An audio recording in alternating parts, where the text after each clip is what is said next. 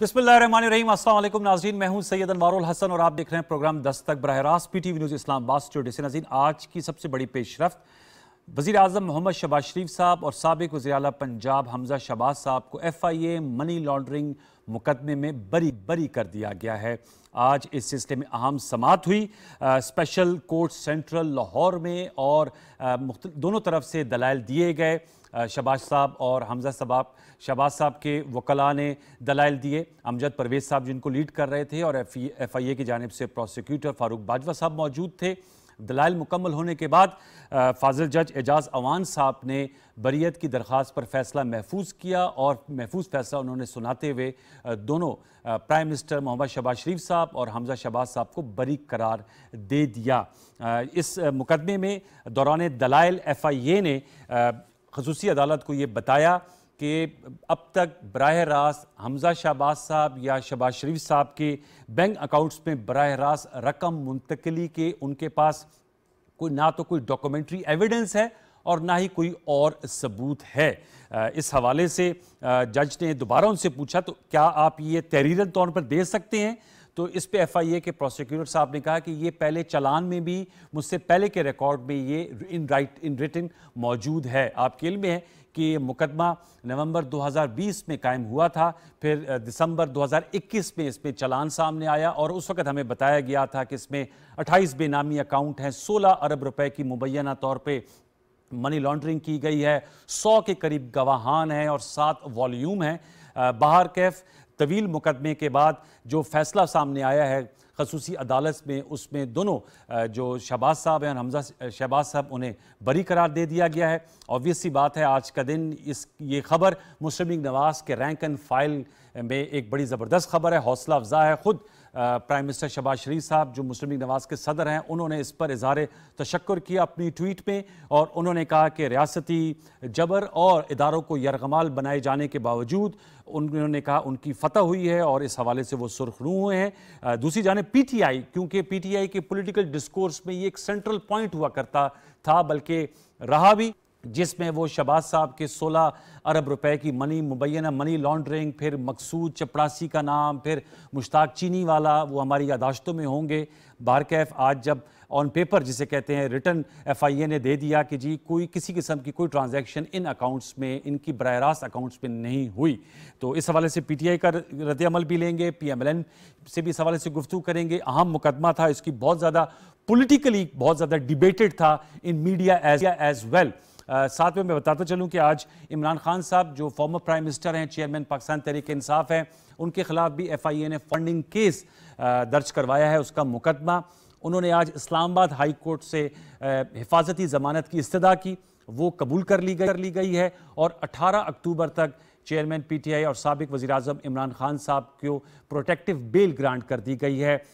ममनुआ funding case में जाली हल्फनामे के हवाले से मुकदमा दर्ज किया गया है। तो आम मुकदमात थे, इनके कुछ इस हवाले से गुफ्तगू करेंगे। सियाको सबाक मोअज़्ज़ज़ मेहमानों ने मुझे ज्वाइन किया, उनका तारुफ आपसे करा देते हैं। कैसर अहमद शेख साहब ने हमें ज्वाइन किया है इस्लामाबाद स्टूडियोज़ में, मेंबर कौमी असम्बली है, मुस्लिम लीग नवाज के सीनियर रहनुमा है, कौमी असम्बली की स्टैंडिंग कमेटी ऑन फाइनेंस के सरबराह हैं। बहुत शुक्रिया कैसर शेख साहब। शानदाना गुलजार खान साहबा हमें टेलीफोन पर ज्वाइन करी हैं पेशावर से, क्योंकि आपके इल्म में है 16 अक्टूबर को बड़ा कांटेदार ज़िमनी इंतखाबात भी होने जा रहे हैं। कल इलेक्शन कमीशन ने फैसला किया, जो अपील की गई थी या रिक्वेस्ट की गई थी उसे मुस्तरद करते हुए फेडरल गवर्नमेंट और सिंध गवर्नमेंट की, और उन्होंने कहा ये इंतखाबात होंगे, तो उनको भी वेलकम करते हैं। शानदाना गुलजार खान साहब पेशावर से हमें ज्वाइन करिए, आपका बहुत शुक्रिया। जहांगीर जदून साहब एडवोकेट जनरल इस्लामाबाद कुछ ही लम्हों में हमें इस्लामाबाद स्टूडियोज़ में ज्वाइन करेंगे। मैं गुफ्तगू का कैसर शेख साहब सर आपसे करूँगा, क्या कहेंगे सर इस हवाले से, चूँकि हमारे भी यकीन जानिए आमियाना ज़बान है लेकिन कान पक गए थे, मुश्ताक चीनी वाला, मकसूद चपड़ासी, ये तमाम चीज़ें आप चेहरे पे मुस्कुराहट आई, क्योंकि 3-3.5 साल इस पर बड़ी बहस हुई, बड़ा मुबाहिसा हुआ, आज फैसला सामने आ गया। बिस्मिल्लाहिर्रहमानिर्रहीम। देखिए, ये मैं ख़ास तौर पे इसलिए भी इसका जिक्र करना चाहूँगा, तो जो आपने ये किए ना, ये क्योंकि रमज़ान शुगर मिल जो है वो मेरे हल्के में है। अच्छा, चिन्योट में है। अच्छा। और उसी का ज़्यादातर मामलात थे, उसी का ज़्यादातर ये जो मुश्ताक चीनी और ये जो बात है सारे वो रमज़ान शुगर के कंटेक्स्ट में ही बातें होती थी। तो आप तो बड़े रेलिवेंट आदमी हैं। जी, मकसद है वो देखे ना, ये एस्टेट बयान मीन्स वाली बातें, या कि भाई वो आते रही रकम आई, मनी लॉन्ड्रिंग हो गई। देखिए, कानून आज प्रिवेल किया, लॉ ने प्रिवेल किया, जस्टिस प्रिवेल किया। अब देखिए, मैं तो हमेशा, आपको पता है कि जो भी फैसला अदालतें करती हैं, अदालतें हमसे तो बहुत ज़्यादा कानून जानती हैं। मैं तो लॉ नोइंग नहीं हूँ, ठीक है ना। ये सिर्फ इल्ज़ाम लगा देना, 4.25 साल हो गए जिस चीज़ को आप प्रूव ही नहीं कर सकते। आपने इतनी वावेला किया, इतनी बातें की, क्या निकला? क्या खुदा पहाड़ निकला चूहा, वो भी मरा, वो भी। तो बात ये है कि क्यों हमें आपने मैंने कभी किसी पे इस तरह इल्ज़ाम नहीं लगाया। देखिए, ये तो काम अदालतों को है। अब मैं जितनी बात इस पे कर लूँ या वो कर ले तो इससे फ़ायदा क्या होगा? हम लेकिन इनके तो सियासी बयानिए का आज भी इमरान खान साहब मौजूद थे, वो शरकपुर में। देखिए ना, उनकी सियासत यही है, झूठ है सियासत उनकी। उनका सिर्फ दावे करना है, बयानिए देना है कि हम अगर IMF में चले गए तो हम खुदकशी कर लेंगे, हम 50 लाख घर, 1 करोड़ नौकरियां कर देंगे। अब वो खुद कह रहे हैं, उनका जो ये वीडियो लीक हुई है, वो ऑडियो जो लीक हुई है, जो आई है, उनके अल्फाज हैं कि हमने 5 वोट मैंने ख़रीद लिए हैं और 5 और वो अरेंज कर रहे हैं।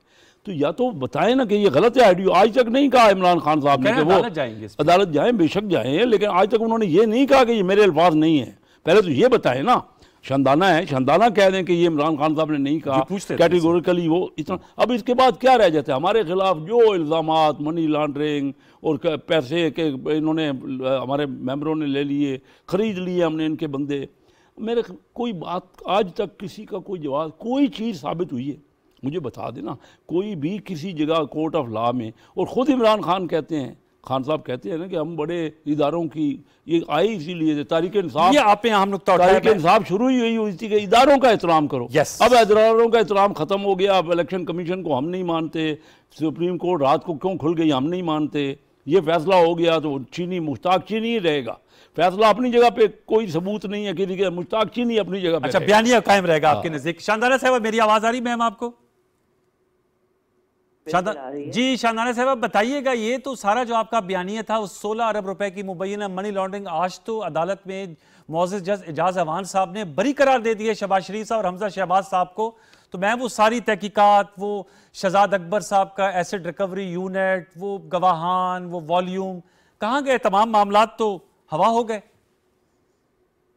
शुक्रिया अनवार साहब। जी जी, मुझे तो लगता है कि जो बात खान साहब ने कही थी वो 100% आज सच हो गई है। वो सच हो गई है? एक नहीं, 2 पाकिस्तान। एक आदमी वजीर आजम बनता है सिर्फ इसलिए कि अपने अपने भाई, अपनी भतीजी, अपने बेटे, अपने भाई के समझी के खिलाफ केसेस खत्म करवाए जाएं। वॉशिंग मशीन में सारे खानदान को धोएं, उनकी चोरी का पैसा उनकी जेबों में डालें और उनको बाइज्जत बरी करें। मसला सिर्फ एक है। अच्छा, अदालत जो भी कहे, ये टैक्स पेयर का पैसा था और इनको अवाम ने 1 रुपए की इज्जत नहीं देनी। आज ये साबित हो गया। आज एक मजीद ब्लैक डे था पाकिस्तान के लिए। पहले मरियम नवाज का बरी होना, अच्छा, फिर उसकी बहन के ससुर का बरी होना, वापस आना, एक इश्तहारी जाता है वापस प्राइम मिनिस्टर के जहाज में आता है, फिर आज उनके चाचा का बरी हो जाना, उनके चाचा के बेटे का। शानदार साहब, ये फैसले तो ना मैंने, मेरी अदालत ने किए, ना आपकी किए, ये तो पाकिस्तान की अदालतों ने किए। इस्लामाबाद हाई कोर्ट उसी अदालत है जिन्होंने आज इमरान खान साहब को प्रोटेक्टिव बेल दी, तौहीन अदालत का केस क्वाश किया, उन्हीं ने फैसले किए। और दूसरा, आपके दौर इक़्तिदार में आपने कहा इक़्तिदार में आकर ये केस ख़त्म कर लिए गए। मैं आपसे सवाल करूँगा बसद एहतराम, आपने अपने 3-3.5 साल में इन केसेस को रजिस्टर कराया। शहजाद अकबर साहब प्रेस कॉन्फ्रेंसेस करते थे, पहले बैंकिंग कोर्ट में कराया, फिर उससे हटा के एहतसाब अदालत में ले गए। इतना ज़्यादा वक्त था, ये 5 माह में इन्होंने ख़त्म करा लिया। आप लोग 3.5 साल में प्रूफ नहीं कर सके? आपका सवाल मेरे नहीं, आपका सवाल नून लीग से होना चाहिए। शाह महमूद कुरैशी से CNN की रिपोर्टर ने पूछा था कि आपको क्यों लगता है कि अमेरिका में मीडिया इजरायली लॉबी का ज्यादा साथ देता है मद्दे मुकाबिल फलस्तीनी मीडिया के? तो उन्होंने जवाब दिया, ये डीप पॉकेट, पाकिस्तान में भी डीप पॉकेट्स चलता है। और मैं आपको प्रूफ दे देती हूँ। इस वक्त ये अब चल रहा है, ये पहले से चल रहा था, आपके दौर में भी चल रहा था डीप पॉकेट्स। आप मुझे जवाब देने देंगे तो मैं जवाब दूंगी। जी जी, प्लीज प्लीज। इस वक्त पाकिस्तान में 126 औरतें हैं जो इस वक्त बगैर सजा के जेलों में बैठी हुई है, अंडर ट्रायल हैं। जी जी। ना उन्होंने 1 रुपए की मनी लॉन्ड्रिंग की है, ना उनकी लंदन में प्रॉपर्टी है, ना उनकी पाकिस्तान में प्रॉपर्टी। वो सादी सीधी पाकिस्तानी गरीब औरतें हैं जिनका वालिद पाकिस्तान का एक्स प्राइम मिनिस्टर नहीं था और लंदन में नहीं बैठा हुआ था।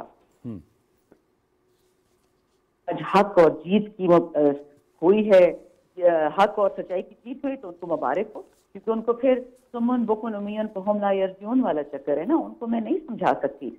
जब उनका सब कुछ ही, उनके तमाम आंखें सोचने की सलाहियत खत्म हो गई है तो ठीक है, ये अमीर का पाकिस्तान है, गरीब चक्की में पिसेगा, अमीर के लिए नया कानून भी बनेगा, अमीर के लिए बनेगी, अमीर का भाई, बेटा, बेटी और उसका जो वो है, जो उसके चपड़ासी था बेचारा, उसको बख्शे मकसूद चपड़ासी, उसको मार दिया गया, जो केस की इन्वेस्टिगेशन कर रहे थे FIA रिजवान साहब, उसको मार दिया गया। तो यहाँ तो गवाह भी मर गए। अच्छा, ये तो आपने बताया। आप सुन ले। मैं एक जिम्नल सवाल आपसे करता चाहूँ, आपके दौर से रिलेटेड है, मैं फिर आपको पूरा मौका मिलेगा। आप और कैसर साहब ही हैं और अभी जहांगीर जदूद साहब ने हमें ज्वाइन किया। आपने कहा कि पाकिस्तान में, आपने कहा कि अमीर के लिए कानून है और गरीब के लिए नहीं है, वो कानूनी वो जो है वो बेचारा सफ़र करता है। मैम, ये आपके दौर में आपको याद होगा नेशनल क्राइम एजेंसी, वो तो उसकी तो प्रोसिक्यूशन और इन्वेस्टिगेशन बरतानिया की, उस पर तो आप लोगों को कुल इतबार होगा क्योंकि आपकी हुकूमत ने भी उसमें पार्टी बने थे। तो अकाउंट फ्रीज किए गए थे दिसंबर 2019 में, मेरे पास पूरा डाटा है शहबाज साहब के, और यही कहा गया था कि उनकी इन्वेस्टिगेशन हो रही है उनके बैंक अकाउंट्स की। और उसके बाद ये 11 दिसंबर 2019 को आपके जो एसेट रिकवरी यूनिट था, शहजाद अकबर साहब, उनकी तरफ से लेटर लेकर गया था NCA UK को, और कहा था कि ये करप्ट मनी है और प्रोसीड्स हैं। और शहबाज साहब और उनके साहबजादे सलमान साहब, उन्होंने क्लीन चिट दी 20 माह की अर्करेजी और तहकीक के बाद, और 20 साल का इनकी फैमिली का पूरा मनी रिकॉर्ड छाना। तो बरतानवी अदालत, बरतानवी क्राइम नेशनल क्राइम एजेंसी, उस पर भी इतबार नहीं है शानदाना साहबा? आप ऐसे कर लें ना, आप मरियम नवाज की स्टेटमेंट को और इसके ताया जो चाचा जो प्राइम मिनिस्टर की स्टेटमेंट देख लें। आप बरतानिया इतनी दूर क्यों जाते हैं? नहीं, मैं NCA से पूछ रहा हूँ। मरियम नवाज साहब तो ऑब्वियसली वो तो उसमें उनके हक में स्टेटमेंट आएगी ना। कहती है, मरियम नवाज से किसी ने पूछा कि आपके पास इतना पैसा कहाँ से आया, आपके बेटे की इतनी बड़ी हुई है? कहती मैं तो पहले भी कहा था कि मेरे दादा माशाल्लाह अरबपति थे। और उसी का चाचा जो आज प्राइम मिनिस्टर, वो असेंबली में खड़े होकर कहता है कि बिल्कुल मेरा बाप रईस नहीं था, हम तो सेल्फ मेड लोग हैं, हम कहीं से भी ईमानदार नहीं थे। जब एक खानदान से झूठ निकलेगा, मैंने डीप पॉकेट्स की बात की ना सर, आप डीप पॉकेट्स तो मत बोलें। दूसरी बात और जरूरी बात, मुझे NCA का भी प्लीज जवाब दीजिएगा, क्योंकि आपका माशाल्लाह बाहर का एक्सपोजर भी है ना। मैंने आपको जवाब दे दिया है कि यहाँ पे डीप पॉकेट्स हैं, ये किसी को भी खरीद सकते हैं, और ये इसका प्रूफ आपके पास इंशाल्लाह कुछ दिन में आ जाएगा। बरतानिया में भी बरतानवी जज को भी और वहां की नेशनल क्राइम एजेंसी को भी खरीदा जा सकता है। सर जी, आपके मुल्क में मुदाखलत किसने की है? वोट बरतानिया ने। पैसे किसने दिए हैं?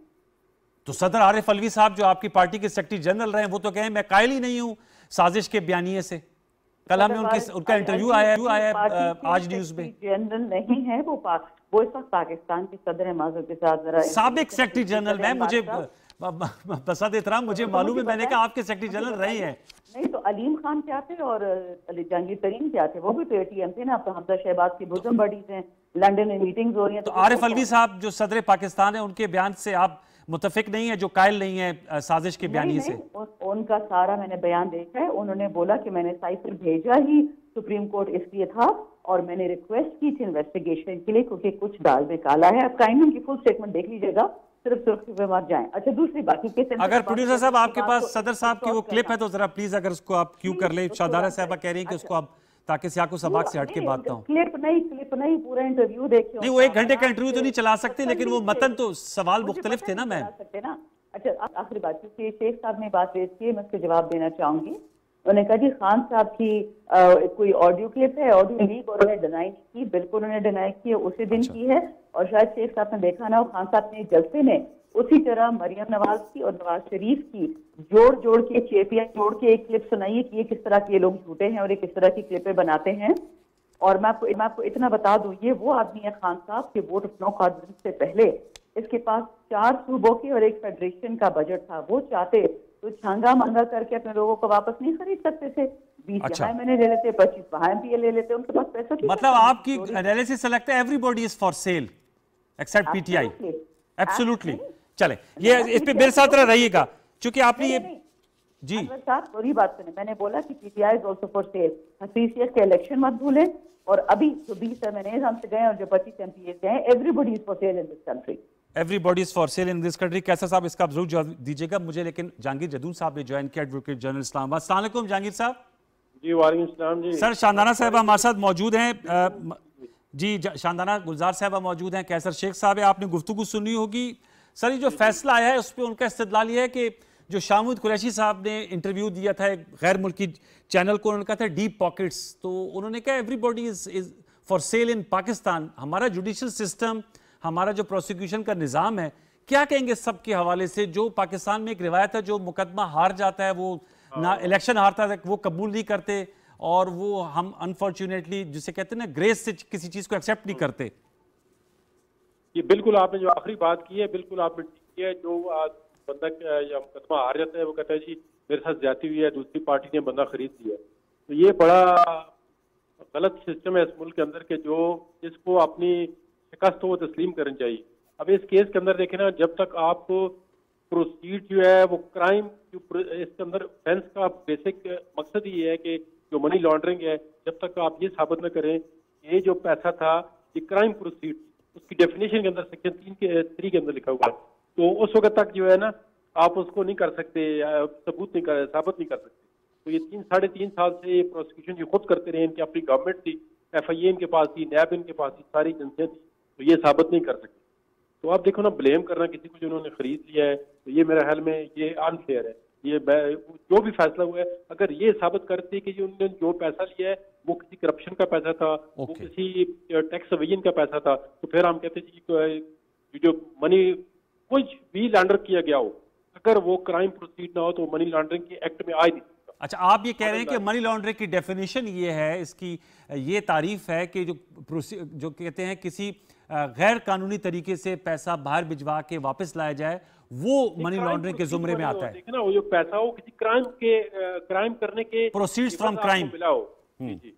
अच्छा ठीक है, ये आपने कहा। मेरे साथ देखिए कैसर शेख साहब, सर आपने शाहदारा साहब की गुफ्तगू सुनी, क्या कहेंगे सर इस हवाले से? वो तो बहुत दिल बर्दाश्त है पाकिस्तान के। अभी आपको लीगल सारी बात बता दी। देखिए पैसा, ये जो एसेट बयान मीन है ना, अगर ये करने आप जाएंगे, ये मैं नहीं कह रहा कि ये नहीं करना चाहिए या वो बात नहीं कर रहा, बात ये करूँगा पाकिस्तान में कोई आदमी आप नहीं ढूंढ सकेंगे जो कि आपको साबित कर सकेगा कि हर चीज़ ये मनी ट्रेल है। पाकिस्तान के बिजनेस में हमारा सूरत हाल यही रहा है। हमारे यहाँ आप देखते हैं 70-80% इस वक्त पूरी पाकिस्तान की इकानमी का जो ब्लैक इकानमी है या अनडॉक्यूमेंटेड इकानमी है। देखिए वो जो मनी लॉन्ड्रिंग है, बड़ी अच्छी तरह बात की ना कि अगर कोई ऐसा कोई क्राइम है, क्राइम की मनी है, कोई ऐसे जुर्म की है, एक चीज़ है कि टैक्स बचाना, वो तो एक अलग बात है। मैं ये नहीं कहता कि वो जुर्म नहीं है, लेकिन उसको मनी लॉन्ड्रिंग के जुमरे में नहीं ला सकते आप कभी भी। तो दो किस्म के पाकिस्तान में चल रही है।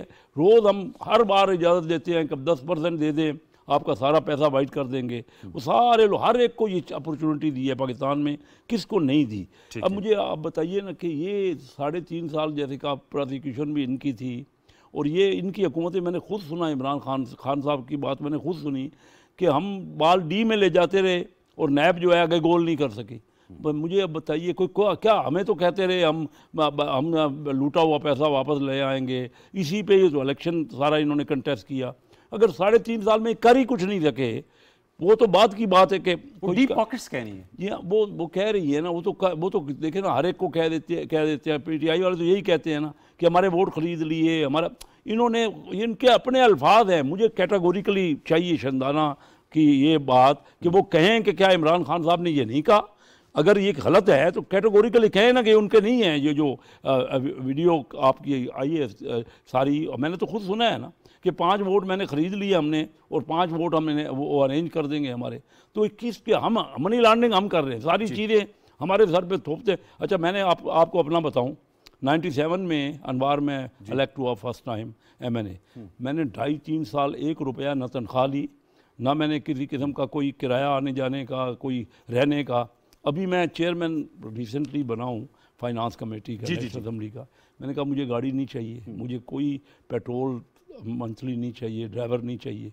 और अभी जाके मैंने 1 करोड़ रुपया वहाँ पे सैलाब फंड वालों को, हम सब चोर डाकू हैं, हम सब करप्ट हैं, और हम सब पता नहीं 3.5 साल यही सुनते रहे हमारी तरफ इशारे करके कि ये सारे ठीक है, सादिक और अमीन है और हम कर। लेकिन वो आप कह रहे हैं ना कि ये चूंकि अब आपकी हुकूमत आ गई है इसलिए तमाम केसेस से आप लोगों की बरियत हो रही है। तो इससे पहले और शानदाना साहबा कहती, शहबाज साहब, मरियम नवाज साहिबा, इसाक डार साहब, तो उन सबको लीनियंसी नजर आ रही है। शानदाना ने उन्होंने अपना पॉइंट ऑफ व्यू दिया, हर एक का राइट है अपनी बात करना, लेकिन मैं आपसे ये कहता हूँ कि 3.5 साल तो उनकी हुकूमत थी, हर किस्म का इसी बात पे तो आए थे। तहरीक इंसाफ का क्या क्लेम क्या था, क्या दावा था, किस बात पे उन्होंने ये हुकूमत संभाली थी, और फिर वो खुद कह रहे हैं कि हम कोई 1 रुपया भी वसूल हुआ किसी से, हाँ ये किसी आदमी से, कोई किसी से, कोई सारे केस वापस हो गए। जितने लोगों को, इन बेचारों को, किसी को 1 साल अंदर रखा, किसी को कुछ किया। अब बताए राणा सनाउल्लाह को वो केस लगा। ये जरा मैं सवाल पूछता हूँ शानदाना साहब, ये बताइएगा कि आपके दौरे इक़्तिदार में चूंकि एहतिसाब, ज़ाहिर बात है खान साहब का नारा रहा है, कितनी रिकवरी हो सकी? उन्होंने कहा था कि वो जो करप्शन मनी है उसको वो वापस एक तो निकलवाएंगे और जो बाहर चीज़ें पड़ी हुई हैं, जायदाद है या पैसे, उसको वापस लाया जाएगा। इसमें कितनी कामयाब हुई, कितना फीसद रिकवरी जो कैसर शेख साहब कह रहे हैं? और मैं सिर्फ एक थोड़ा सा ऐड कर दूंगा, ये कह रही है अभी शानदाना कह रही हैं कि हम प्राइम मिनिस्टर हमारे इसलिए बनते हैं ताकि अपने केसेस कर ले। तो ये तो प्राइम मिनिस्टर खुद रहे ना। जी जी, खान साहब ये रहे, ये तो कोई करते ना, किसी को तो निकालते ना किसी का। सुन लेते हैं जी शानदाना साहबा। अनवार साहब बहुत शुक्रिया, मैंने शेख साहब की गुफ्तगू भी सुनी, जदून साहब की। क्या कह सकती हूँ, मतलब आप और जदून साहब इन पर्टिकुलर, शेख साहब का तो उनको लगता है उनको बात समझ आती है, लेकिन आप दोनों से मैं बहुत इंटरेस्टेड हुई बात सुन के कि माशाल्लाह सारा पाकिस्तान में इंसाफ पे चलता है, ना थाने में जाती होती है, ना अदालत में जाती होती है, अमीर और गरीब का एक ही कानून है, ना कोई यहाँ पे रिश्वत लेता है, ना कोई कत्ल करता है, ना चोरी करता है। तो आपके सवालों का तो मेरे लिए कोई जवाब नहीं है, ठीक है, क्योंकि अगर यही सोच है कि जो जुडिशरी माशाल्लाह दुनिया में इस वक्त बॉटम से 10th नंबर पे हो, अगर आपको नहीं लगता कि पाकिस्तान में डीप पॉकेट्स हैं, पाकिस्तान में चोरी है, झूठ है, तो मैं क्यों वक्त जाया करूँ? आपकी सोच है, बस वो सोच है।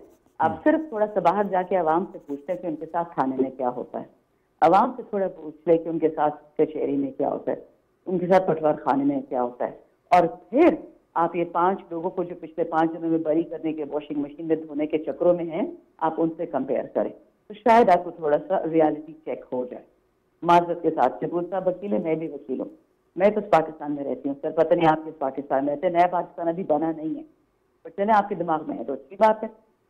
तीसरी बात जी, नवाज शरीफ ने जो बातें की हैं, शहबाज शरीफ ने गिरफ्तारी के बारे में की हैं, मरियम नवाज ने जो की हैं, ख्वाजा साद रफीक, ख्वाजा आसिफ, शायद खाकान अब्बासी, अयाज सादिक, इनकी इंफॉर्मेशन मिनिस्टर, मैं उनका नाम भूल जाती हूँ, जो वो डॉन लीक्स में शामिल थे, खुशीद साहब, परवेज खुशीद, इनकी जरा स्टेटमेंट जरदारी साहब के बारे में निकाल लें कि पाकिस्तान में किस किस्म की चोरी होती है और किस किस्म की चोरियां माफ होती हैं। आप सिर्फ उनकी बयान निकाल लें, मेरी बयान की आपको जरूरत ही नहीं।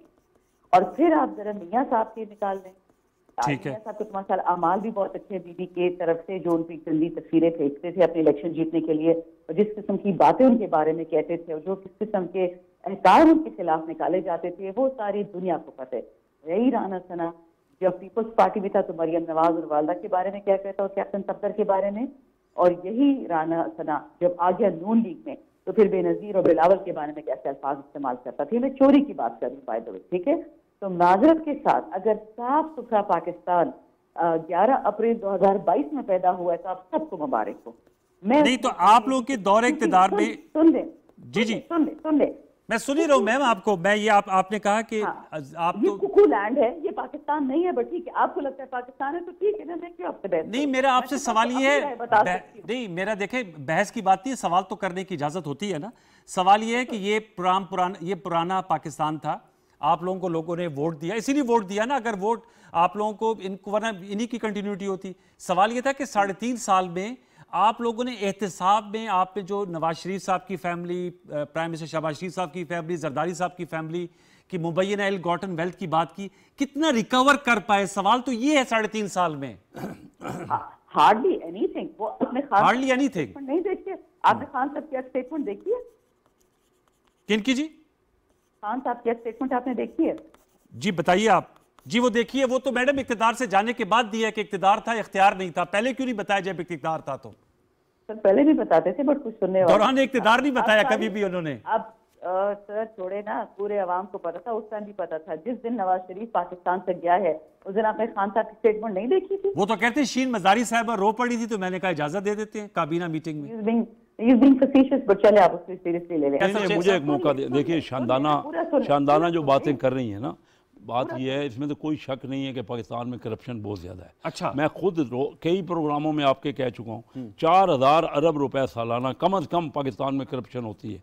ठीक है, हर किस्म की पाकिस्तान में जो टैक्स बचाया जाता है, जो 2 नंबर इकानमी है, जो कि पैरेलल इकानमी है। मैं तो 56 साल से बिजनेस उसका फिर तदारक क्या है? लेकिन देखिए वो बात ये है कि मैं इनसे सिर्फ ये कहता हूँ, ये तो आए थे ये इनको ठीक करने ना, उन्होंने माने हार्डली है नहीं। इमरान खान साहब ने कई बार, मैंने ही फिगर ये दी थी, आज तो और ज़्यादा बढ़ गई होगी 4000, आज से मैंने 4-5 साल पहले कहता था, और इमरान खान साहब ने अपने जलसों में मेरे बाद कई बार ये फिगर दी है, इसमें कोई शक नहीं है। देखिए बात, लेकिन ये तो आए थे उसको ठीक करने के लिए।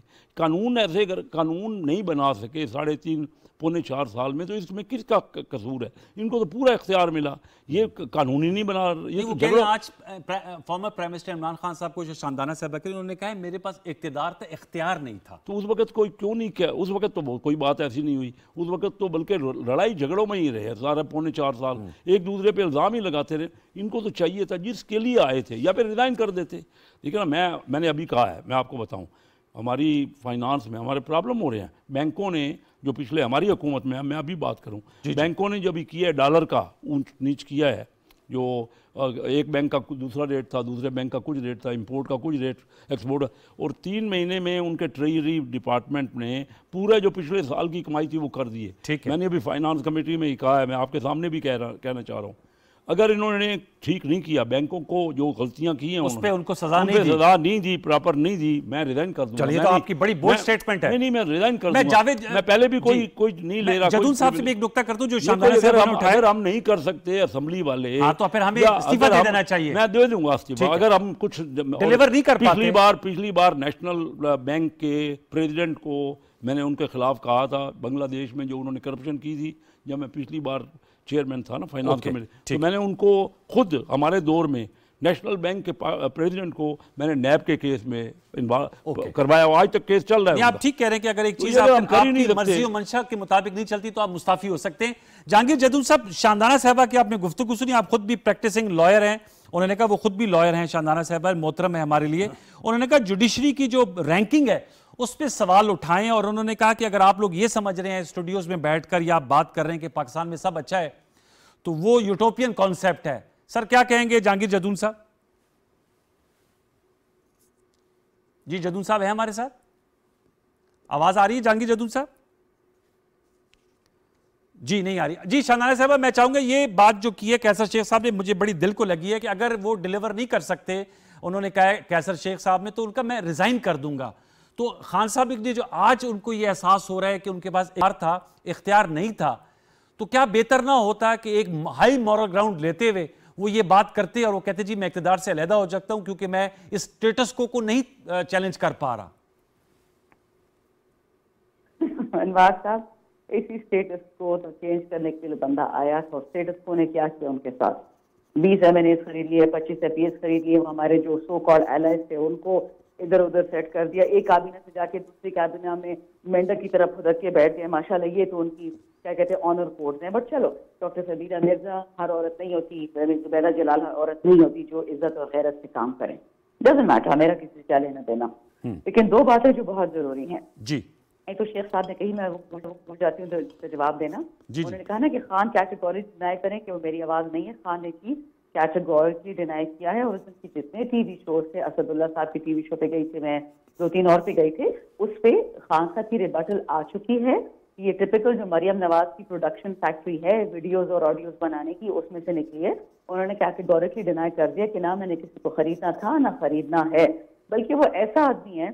हमारी भी लॉन्ग मार्च आ रही है, 5 दिन पहले हमारी उससे MPAs और MNAs KPK की मुलाकात हुई, और मुंह पे बोलता है सबको। ऑडियो वहाँ पे सारी मतलब ऑडियंस थी, और वहाँ पे टीवी भी था कि कोई जो मेरे साथ नहीं खड़ा, मेरे नजरिए के साथ नहीं खड़ा, वो कहेंगे मुझे आज भी छोड़ दिया, मुझे किसी की जरूरत नहीं है, देखी जाएगी, अल्लाह है।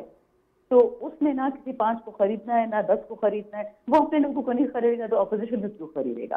दूसरी बात कैसर साहब ने की, और मैं ऑन रिकॉर्ड हूँ, 3.5 साल से बात कर रही हूँ और ये मैं आगे भी करूंगी चाहे किसी को पसंद हो ना हो, कि सिवाय पीडीएम की लीडरशिप के, पीडीएम के बहुत अच्छे और मोअज़्ज़ज़ मेंबरान है, और ये शेख साहब को भी पता है, आपको भी पता है, मैंने 100 दफा ये कहा है कि हर पार्टी में अच्छे लोग बैठे, बिल्कुल सही बात है, वतन दोस्त, पाकिस्तान दोस्त। लेकिन सॉरी, अगर आप कहेंगे कि मैं मियां नवाज शरीफ, मियां शहबाज शरीफ, आसिफ जरदारी, फजल रहमान को खान साहब की बास्केट में डालूं, वो कभी नहीं हो सकता 100 साल। और ये प्रोजेक्ट मैं देख रही हूँ पिछले 5 महीने से, व्हाइट वॉशिंग का, कि पहले खुद को सफाई करो, खुद की सफाई नहीं सकती तो खान को गंदा करो, दोनों नहीं होंगे, क्योंकि आवाम इस वक्त एक्सेप्ट करने को तैयार नहीं है। इट हार्डली मैटर्स, मैं जो कहती हूँ, मेरी बात से कोई क्या करेगा, अवाम ने फैसला कर लिया। और आखिरी बात जी जो इन्होंने बैंकिंग की बात की है, देख लें द रिटर्न ऑफ द डार, जब डारोनॉमिक्स मुल्क में आती है यही झूठ सच होता है। इसी तरह ऊपर नीचे डॉलर होता है, रुपए होते हैं, बेड़ा गर्क हो जाता है नॉर्मल अवाम का। अगर आपको याद है, हमारी हुकूमत में हमने पाकिस्तान ब्यूरो ऑफ स्टैटिस्टिक्स को निकाला था फ्रॉम फाइनेंस मिनिस्ट्री, हमने प्लानिंग में डाला था कि मैनिपुलेशन ना हो सके। और आज से 4 दिन पहले माशाल्लाह डार साहब कहते हैं, अल्लाह करे सच हो, कि पिछले साल अक्टूबर और इस साल के अक्टूबर में बिजली बिलों की 45% की कमी आई है। तो अल्लाह करे आपके बिलों में आई हो, मेरी तो नहीं है। और आखिरी बात, मैं शेख साहब की जो एक इज्जत है, जो उनका एक वकार है, मैं उस पर यकीन रखती हूँ। अगर वो ये कह रहे हैं कि बस कमेटी के रिजाइन करेगी, मेरा उस पर भी यकीन है। इट्स अ पिटी, काश ये पाकिस्तान के फाइनेंस मिनिस्टर होते, मिस्टा की जगह या इसकी जगह, इसहाक डार की जगह, आप देखते पाकिस्तान में कितनी थी। बट ऐसे लोगों को ऐसी जगह में रखा जाता है जहां वो हक की आवाज ना उठा। ये भी वैसे तमाम पार्टियों का अलमिया है। नहीं, सारी का नहीं। अच्छा, पीटीआई भी नहीं है तो फिर असद उमर साहब को हटा के हफीज शेख को क्यों लगाया था? मैंने पीटीआई का नहीं कहा, आपने इनका कहा, मैंने कहा ये पार्टियों के अंदर एक ट्रेंड भी है। वैसे पूरी बात सुनने, नफीसा शाह साहिबा एक काबिल फाजिल औरत है, उसकी जगह किसको लगाया है हेल्थ मिनिस्टर? लियारी को, गैंग वॉर के प्रेसिडेंट को। मैडम वो तो उनकी पार्टी के फैसले हैं ना, अब देखें ना, उस पर तो अगर आप तबसरा निगारी करेंगी, वो तो उन पार्टी की हाई कमांड का फैसला है ना। देखिए, आप लोगों ने भी तो उस्मान बुज़दार साहब को सीएम पंजाब बनाया था ना, आप लोगों ने भी उस्मान बुज़दार साहब को बनाया था ना। गैंग वॉर का लीडर था, गैंग वॉर का लीडर नहीं, आपकी पार्टी के अंदर से बड़ी आवाजें उठी थी। अलीम खान साहब दावेदार थे, शाह महमूद कुरैशी साहब दावेदार थे, लेकिन इमरान खान साहब का फैसला तो हर पार्टी का फैसला होता है ना। उस्मान बुज़दार साहब उनकी पिक थे, महमूद खान साहब सीएम केपीके उनकी पिक थे, आतिफ खान साहब चाह रहे थे, परवेज खटक साहब चाह रहे थे, तो वो तो हर पार्टी में होते हैं बहुत से एस्पेरेंट्स। सर, आप गुंडों को काइंडली नालायकों से मत कंपेयर करें। ये मैम जाहिर बात है, वो यहाँ पर मौजूद नहीं है, मैं तो उनके हवाले से नहीं पुकार सकता। बारके आपको नुकता है, मैं चाहूंगा कि कह सकती हूँ जी आप यू आर एंटाइटल, लेकिन चूंकि मैंने कहा मेरा इत्तेफाक करना उस पर जरूरी नहीं है। मैं चाहूंगा जहांगीर जदूद साहब, सर आपसे आप बात पूरी सुन रहे हैं। अनवर साहब बुलाते मुझे क्यों है, सवाल भी खुद करते हैं। आप अपनी मैडम, ये रिकॉर्डिंग में आपको भिजवाऊंगा, आप 10 मिनट से अनइंटरप्टेड आपने बात की है। आपको पता है आपने 10 मिनट अनइंटरप्टेड बात की है। कैसर साहब विल बेयर मी आउट। क्यों कैसर साहब, मौका मिल रहा है शानदाना साहब और दें उनको। शानदाना बड़ी अच्छी अब बात जो करे खुल के कह रही है, उनको करना चाहिए। अपना जो पॉइंट ऑफ व्यू है बिल्कुल दे रही है। ये लाइव शो है, तभी तो लाइव शो है, इसमें कोई रिकॉर्डिंग भी नहीं है। जहांगीर जदूद साहब, सर ये शानदाना साहब ने जुडिशल रिफॉर्म्स की बात की, जुडिशरी की बात की कि हमारे यहाँ जो निज़ाम इंसाफ है, क्या उसमें सही मानों में इंसाफ मिल रहा है? अगर मिल रहा है तो फिर रैंकिंग इतनी नीचे की तरफ क्यों है? जहांगीर जदूद साहब, वो सवाल उस वक्त मैंने किया था, आप मौजूद नहीं थे। जी सर। ये देखो, इनकी गवर्नमेंट थी ये 3.5 साल, ये तो तमाम पॉलिटिकल पार्टीज को एक टेबल पे बैठ के रिफॉर्म्स करने चाहिए ना। ये इनको जो वजूहत लगती हैं कि ये वजह है जुडिशरी की इस नंबर पे आने की, ये अपनी वजूहत आके पार्लियामेंट के अंदर पेश करें ना। इनके लिए तो पार्लियामेंट, सुप्रीम कोर्ट भी इनको कह रही है, हाई कोर्ट भी इनको कह रही है कि आप पार्लियामेंट में जाएं, दूसरी पार्टियों के साथ बैठ के अगर ये कहते हैं कि ये वाले जुडिशरी रिफॉर्म्स आए तो जुडिशरी का नंबर ऊपर जा सकता है, तो ये अपनी कोई तजवीज़ दें, सजेशन दें, और ये मसला पार्लियामेंट के जरिए हल होगा ना। कि इसमें कॉन्स्टिट्यूशनल अमेंडमेंट करनी पड़ती है तो पार्लियामेंट भी करेगी। इसमें कोई एक इंडिविजुअल काम तो नहीं है, इसमें बहुत ज्यादा स्टेक होल्डर है। जितना भी क्रिमिनल जस्टिस सिस्टम है इसके अंदर देखो, पुलिस इन्वॉल्व है, लॉ इन्फोर्समेंट एजेंसियां, इन्वेस्टिगेशन एजेंसी इन्वॉल्व है, जुडिशरी इन्वॉल्व है, उनका जो अपना एडमिनिस्ट्रेटिव स्टाफ होता है वो इन्वॉल्व होता है। तो इस तरह तो नहीं होता ना। अब इंसाफ का ये मतलब तो नहीं है कि एक कोर्ट के अंदर देखें कितने सैकड़ों हजारों के हिसाब से केसेस है, किसी के अंदर क्या मसला है, किसी के अंदर जज अवेलेबल नहीं, या सुप्रीम कोर्ट के अंदर देखो 5 जज जो है वो नहीं है अवेलेबल, डिसाइड होने में बड़ा टाइम लग रहा है। तो इसमें अब ये नहीं, लेकिन ये है कि जो फैसले आ रहे हैं मेरिट पे इनको कबूल करना चाहिए। अगर इनकी फेवर में देखें, इनको बेल मिल जाती है, घर पे जाते भी नहीं है। कितनी दफा जो इमरान खान को बेल मिली है घर पे, ये इनको जाने की जरूरत भी नहीं पड़ी, बेल बिफोर अरेस्ट मिल जाती है। कानून तो ये है कि बंदा जब हाजिर होगा तो बेल मिलेगी। लेकिन चलो वो कुछ सर्कमस्टांसेस होते हैं। वैसे आप समझते हैं कि जो प्रोसिक्यूशन है हमारा, जो बहुत अहम जिसका रोल होता है, उसको मजीद तगड़े करने की जरूरत है? ऑफ कोर्स, देखो ये काम ही प्रोसिक्यूशन का है कि एविडेंस कलेक्ट करे। जब एविडेंस नहीं तो केस कहां पे साबित हो? एग्जैक्टली असल बात है ना। जो जिसकी गवर्नमेंट होती है उसका काम होता है प्रोसिक्यूशन एजेंसी को स्ट्रांग करना, लेकिन उसमें ये हो ना कि पॉलिटिकली विक्टिमाइजेशन और विच हंटिंग के लिए केस ना बनाया जाए, केस मेरिट पे बनाए और अकाउंटेबिलिटी क्रॉस द बोर्ड हो उसमें। किसी अब केस देखें किस तरह आप इन्होंने ये कहा जी इतने मनी लॉन्ड्रिंग हुई है इतने बिलियन की, फलाने ने ये करप्शन की है। जब आपके पास एविडेंस नहीं है हाई कोर्ट के अंदर तो मतलब जज इन्फ्लुएंस नहीं होते ना, आप जाके एविडेंस पेश करें हाई कोर्ट के अंदर, ये ट्रायल कोर्ट के अंदर पेश करें तो फैसले तो आते हैं अगर कोई एविडेंस मौजूद हो तो। अच्छा, ये बेनामी अकाउंट क्या होता है जहांगीर जदून साहब, ये मुझे बताएगा, क्योंकि जो इल्जाम लगा था वो आज तो एफआईए ने क्लियरली कहा कि जी शहबाज साहब और हमजा शहबाज साहब के जो अकाउंट्स हैं उनमें कोई प्रोसीड्स नहीं आई हैं डायरेक्टली, लेकिन मुझे अभी भी याद है कि शहजाद अकबर साहब बेनामी अकाउंट्स की बहुत बात करते थे और कहते थे कि जो रमजान शुगर मिल के मुलाजमीन उनके अकाउंट में पैसे आए थे। जो बंदा कहता है ना ये चीज बेनामी है, वो बर्डन उस पे होता है वो प्रूव करे कि ये बेनामी किस तरह है। ओके, बेनामी अकाउंट्स इनको मिलते हैं जिसमें खोले हुए तो उनका अकाउंट का कोई वारस होगा ना जिससे खुलाए होंगे, उसकी आइडेंटिफाई करें कि वो किसके कहने पे खुले हैं और उसको अकाउंट्स को कौन चला रहा था, तो वो बेनामी अकाउंट्स होते हैं। जब इस तरह की कोई एविडेंस नहीं है आपके पास कि ये अकाउंट किस तरह खुला है, किसके बिहाफ पे खुला है, ये इसके अंदर कौन सा बंदा था जो अकाउंट ऑपरेट कर रहा है, तो वो बेनामी। और उसके अंदर फिर आपने देखना होगा ना कि अकाउंट के अंदर जो पैसा है वो कहाँ से है, ये कोई क्राइम प्रोसीड मनी थी या किसी से कोई करप्शन का पैसा है, तो फिर आप कह सकते हैं कि ये करप्शन के पैसे से कोई बेनामी अकाउंट चला रहा था, अदरवाइज तो आप नहीं कह सकते। ठीक है, अदरवाइज आप नहीं कह सकते। अब कैसा शेख साहब, जाहिर बात है पॉलिटिकल डिस्कोर्स है हमारे यहाँ, पॉलिटिकल डिस्कोर्स काफ़ी ज़्यादा तल्ख हो गया है। जाहिर बात है पीटीआई और पीएमएलएन इन पर्टिकुलर, पंजाब में आप लोगों का इलेक्टोरल मुकाबला होता है, खैबर पख्तूनख्वा में होता है, सिंध में पीपल्स पार्टी बहुत हावी है, बलूचिस्तान में हमेशा फ्रैक्चर्ड एक मैंडेट मिलता है। मामलात को आगे कैसे बढ़ाया जा सकता है? देखिए ये सवाल सबसे अहम है जो आप कर रहे हैं। मैं कुछ 3 दिनों से एनडीयू के अपना स्पीकर साहब ने मेरा नाम भी नॉमिनेट किया। अच्छा, तो मैं उस 3 दिनों से कोर्स अटेंड कर, यानी मैं तो हैरान हो गया हूँ। अब जुडिशल रिफॉर्म से बाहर होने चाहिए। मैं ये नेशनल डिफेंस जो यूनिवर्सिटी है, अच्छा मैं हैरान हो गया। वो बार बार कह रहे हैं कि आप जो पॉलिटिशियन हैं, हम तो समझते थे नहीं जी बहुत ज़्यादा इन्वॉल्वमेंट हैं ये इस्टेब्लिशमेंट की और वो काम, वो बार बार कह रहे हैं आपको किसने काम करने से रोका है, आप पॉलिटिशियन से काम तो हो नहीं रहा। हमें वो इतना, और मेरे पास कोई जवाब उसका नहीं था। बात सीधी रही। देखिए हम अगर 3.5 साल ये, या अगर हमारी हुकूमतें बार बार रही हैं तो हम क्यों नहीं अपने आप को डिलीवर कर पाए, और अगर कहीं रोका है तो उस वक्त क्यों नहीं हम कहते कि हमें रोक रहे हैं। हमारी हिम्मत ही नहीं है। अगर कोई भी, अगर मेरी चाहे हुकूमत के लीडर हों या ये पीटीआई के लीडर हों, अगर उस वक्त हम नहीं कहते और हम कहते हैं नहीं जी हमें तो एस्टेब्लिशमेंट काम नहीं करने देती, तो किसने रोका है? हम अभी जो एक्सटेंशन थी हमारे मौजूदा आर्मी चीफ की, तो हम सब ने, सारी पार्टियों ने यूनानिमसली उसको कहा, हाँ, वोट दिया। वह उस वक्त तो वोट दे रहे थे। तो मुझे ये देखिए, उसके अलावा मैं आपसे कहना चाह रहा हूँ ये क्यों चले गए असेंबली से, हाँ, ये मुझे तो ये लगता है बार बार हम इनको इन्वाइट कर रहे हैं, आए वहाँ बातें करें। ये 3.5 साल हुकूमत भी की, निकल गए, कहे जी हमारे पास पावर नहीं थी। ये बोधा इल्ज़ाम है, कोई भी लगाए, अगर हमारी पार्टी के लोग भी लगाते रहे वो भी गलत है और ये भी गलत है। और अगर वाकई ऐसा है तो हम उनको एक्सपोज करेंगे, वो तो मान नहीं रहे खुल्लम खुल्ला। हमारी कल जनरल ज़ुबैर हयात ने बड़ी तफसील से, उन्होंने रिटायर्ड 4 स्टार जनरल रिटायर हुए और मैं उनकी बड़ी इज्जत करता हूँ, उन्होंने कमाल कल बातें की। उन्होंने कहा कि आप लोगों से डिलीवर हो नहीं पा रहा, पार्लियामेंट को आपने एक इदारा ही नहीं बनाया, आप जाएं और वहाँ, तो ये आए हमारे साथ आए। अहम नुक्ता है। और शानदार है भाई, ये जो बात थोड़ी सी जी मैं आपको बताऊं कि फाइनेंस कमेटी है, सबसे अहम इदारा है। सारे फाइनेंशियल, इस वक्त पाकिस्तान का सबसे बड़ा मसला फाइनेंस का है, इकोनॉमिक मैटर है। आए वहाँ पे इनके आधे मेंबर हैं, मैं इनको दावत देता हूँ वहाँ तशरीफ। अच्छी बात की, पहले भी आपने बात की। और एक फिक्रा और कहना चाह रहा हूँ कि मुझे कभी, मैं पहली बार भी रहा, चेयरमैन रहा, और मैंने आपको कहा कि ये नेशनल बैंक के ऊपर भी हमने पूरी उनकी प्रोब किया उनको, लेकिन कभी मुझे किसी ने नहीं रोका।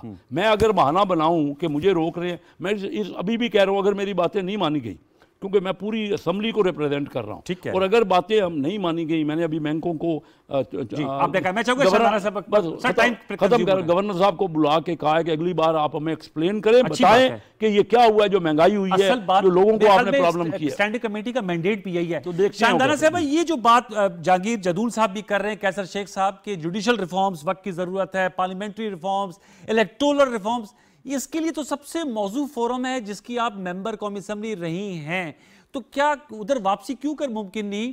क्या पंजाब असेंबली में आप लोग मौजूद हैं? अब जिमनी इलेक्शन लड़ रहे हैं ना 16 अक्टूबर को इसी कौमी असेंबली के, तो इलेक्शन लड़के फिर इस्तीफा हो जाएगा। शाहजादा साहब, शुक्रिया अनवार साहब। जरूर साहब ने बहुत सारी बातें की, आपने भी की, शेख साहब ने। मैं सीधा सीधे जवाब दूंगी किसी, क्योंकि कुछ चीजें ऐसी हैं जो सवाल की काबिल ही नहीं, बट चलो डिस्कशन में सब कुछ चलता है। पहली बात, जरदारी साहब की बात आपने जो पूरी नहीं कर दी कि उन पे नून लीग ने इल्जाम लगाया था, ठीक है, और इन्हीं के बेटे को इन लोगों ने अपना फॉरेन मिनिस्टर बना दिया। इसका क्या मतलब है? ये कहते हैं कि आदमी करप्ट है और उस करप्ट आदमी के बेटे को फॉरेन मिनिस्टर इन लोगों ने बना दिया अपनी हुकूमत में। इनकी क्या स्टैंडिंग है, मॉरल स्टैंडिंग, इनकी क्या लीगल स्टैंडिंग है, मुझे बताने की जरूरत नहीं, ठीक है।